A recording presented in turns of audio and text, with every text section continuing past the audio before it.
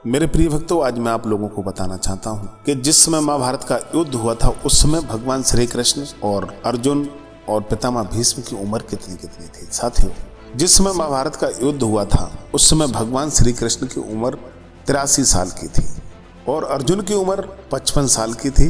पितामह भीष्म की उम्र उस समय 150 वर्ष की थी।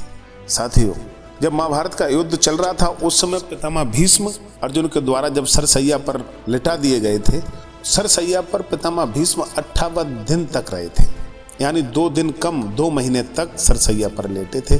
उसके बाद उन्होंने अपने प्राणों को त्यागा था।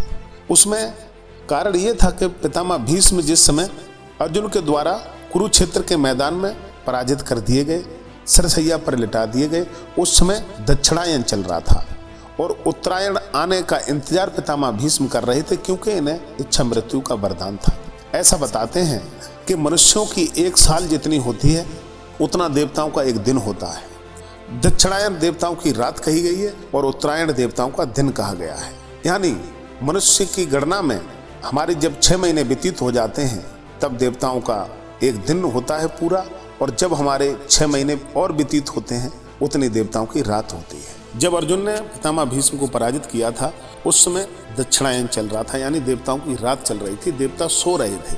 साथियों, जब देवता जगे यानी जब उत्तरायण आया तब पितामह भीष्म ने अपने प्राणों को त्यागा था। 58 दिन तक सरसैया पर रहे थे। हर हर महादेव। ओम नमो भगवते वासुदेवाय।